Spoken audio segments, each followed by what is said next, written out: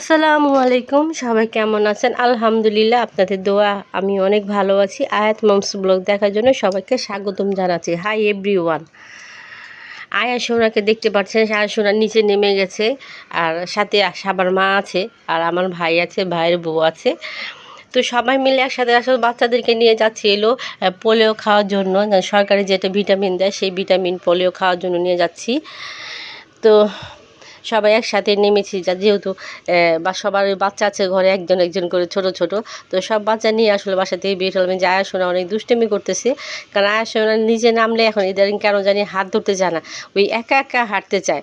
এলো সাবার ভাই, সাবারকে তো অনেকেই চিনেন, সাবার ভাই আর সাবার মা।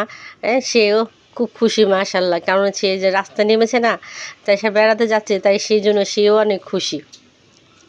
এই পাশে আবার শাহজাদ আসছে, শাহজাদের বাসা থেকে নেমে বলতেছে পানি পিপাসা লাগছে। তো সেই শাহজাদ আঙ্কেল আবার পানি দিল খাওয়ানোর জন্য। তো পানি তো খাওয়া দাওয়া শেষ করে এখন আমরা বের হয়ে পড়লাম যাওয়ার জন্য। তো সবাই একসাথে যাচ্ছি, তো একসাথে বের হয়ে গেলাম। যাই হোক, আর আয়াশোনা তো আমার হাত ধরে না। আস্তে আস্তে কিন্তু আমরা মেন গেটের সামনে চলে আসছি। হয়তো আমার গেটটা দেখলে হয়তো চিনতে পারবেন যারা আমার ভিডিও দেখেন। এই যে চলে আসলাম।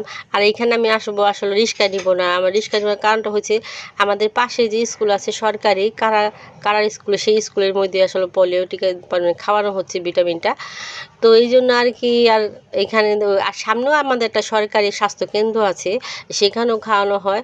তো যেটা সামনে আছে আসলে সেটাই যাই, ওইটাও সামনে এইটাও সামনে, তবে এইখানেই যাই যেহেতু স্কুলের ভিতরে আছে আর সাবাও স্কুল আছে। তো সেই জন্য সাবার মা বললো তাহলে এইটাতে যাই, আমরা আচ্ছা তাহলে এইটাতেই যাই। তো বলতে বলতে কিন্তু আমরা স্কুলের ভিতরে আসি। এটা তো জেলখানা, যে থানাটা ছিল আগে, জেলখানাটা কেন্দ্রীয় কারাগার, সেটার ভিতরেই কিন্তু এই স্কুলটা। তো এই স্কুলটার নাম হয়েছে কারা স্কুল, যেহেতু এখানে কি বলে, এটা জেলখানা ছিল, এখন তো বর্তমান নাই, এটা তো এখন নিয়ে গেছে রানীগঞ্জে। তো যাই হোক, সেইটা এখন এই যে স্কুলে ঢুকে গেলাম। আর এই যে ভাবছিলাম তো যে ভিডিও হয়তো করতে পারবো না বা করতে দিবে না ভিতরে, তো না, ভিডিও করতে দিল, এই জন্য আমিও ভিডিও করে দেখিয়ে দিলাম, শেয়ার করে দিলাম যে স্কুলেটা।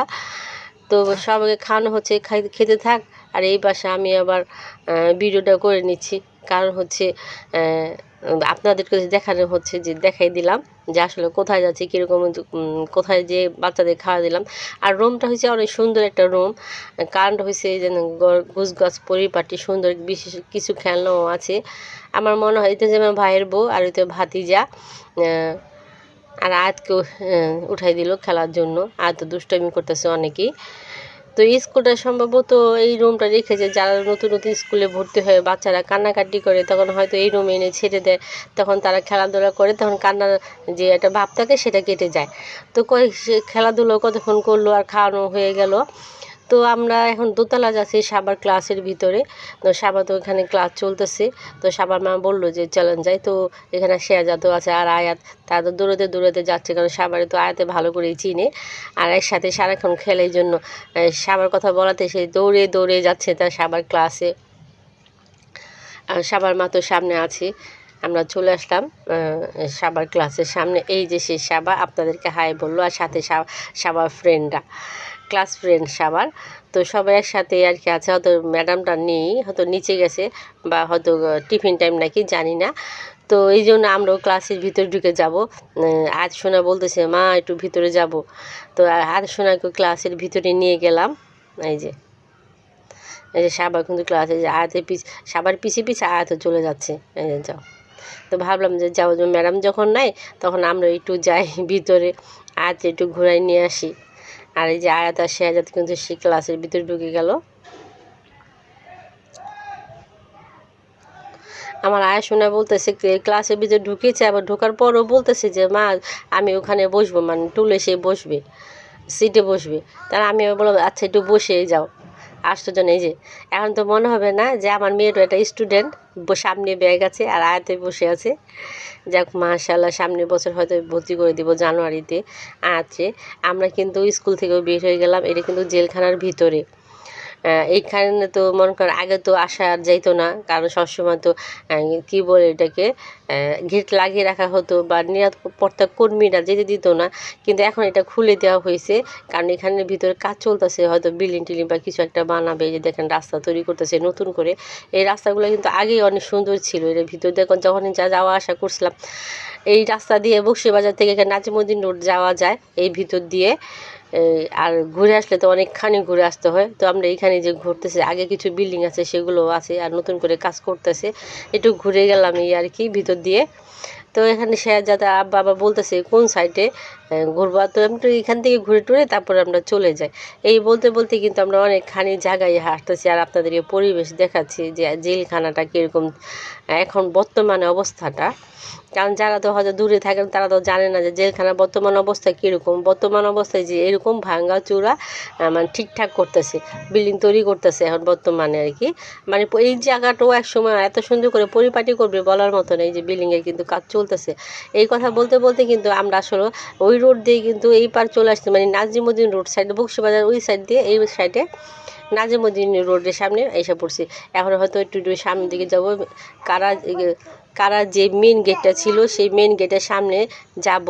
তো যাদের আব্বা হাঁটতেছে, এই যে দেখেন কত সুন্দর একটা করছে, সম্ভবত এটা মসজিদ মনে হয়, আমি আসলে সেখানে কিছু বলতে পারতাছি না। তো এই যে হাঁটতে হাঁটতে কিন্তু চলে আসছি অনেকখানি জায়গায়। আর আয়াতে এত দুষ্টামি করতেছে, আদের জন্য আসলে আমি বয়স দিতে পারতাছি না। আর এই যে আমরা আস্তে আস্তে কিন্তু এগিয়ে যাচ্ছি, আর শোনো দুষ্টামি করতেছে। তো আস্তে আস্তে কিন্তু আমরা চলে আসলাম এই যে জেলখানা, যে প্রথম একটা গেট ছিল সেটা কিন্তু পার হয়ে আসছে, আর এখন কিন্তু সেই গেটটা নাই, নতুন করে সম্ভবত ওই গেটটা আরও সুন্দর করে তৈরি করছে, যেটা আপনাদেরকে দেখালাম। আর এখানে কিন্তু ওই যে পুকুরটা ছিল এটা আসলে ভিতরে ছিল, কখনো তো আগে দেখা যায় না, এখন দেখাইতেছে, কারণ সেই পুকুরটা কিন্তু এখন যে এটা দেওয়াল ছিল সেই দেওয়ালটা ভেঙে ফেলছে, আর আমরাও সরাসরি সেই পুকুরের সামনে চলে গেলাম। আর অনেক মানুষ এই গাছের ছাবাতে বসে আছে, কারণ এত তাপ আর এত গরম বলার মতো না। আমার মনে হয় এই জায়গাটা এসে এই সময় অনেক বড় ভুল করে ফেলছি। আমাদেরকে ওই বাচ্চাদের খাওয়ানোর পরপরই বাসায় চলে যাওয়া উচিত ছিল, এতদিন ঘোরা উচিত ছিল না, কারণ এত তাপমাত্রায় কখনো বুঝতে পারি না। বিশেষ করে ছোট ছোট 3টা বাচ্চা ছিল, আয়াত ছিল, তো 3টা না সরি 4টা বাচ্চা ছিল। এই 4টা বাচ্চার অনেক কষ্ট হয়েছে, আমাদের তো কষ্ট হয়েছে বড়দের, কিন্তু বাচ্চাদের আরও বেশি কষ্ট হয়ে গেছে। আসলে আশাটা অনেক বড় বোকামি হয়ে গেছে যে একটু ঘুরে যাই। এই ঘুরে যাওয়া বলাটাই মনে করেন কী বলে, এই রোদের মধ্যে অনেক কষ্ট হয়ে গেছে বিশেষ করে বাচ্চাদের। যাই হোক এখন বের হয়ে গেছে, আর কি আর করবো। এখন একটা রিক্সা নিয়ে বাসায় চলে যাব, আসলে আয়াতের জন্য আমি বয়স দিতে পারতাছি না, একই কথা আমি বারবার বলে ফেলতেছি, কারণ ভিডিওটা অফ করতেছি আর চালু করতেছি, রেকর্ডিং দিতে মানে বয়স দিতেছি, আর একই কথা বারবার হয়তো 2-3 বার আসতেছে, কারণ আয়া শোনা আজকে অনেক ডিস্টার্ব করতেছে।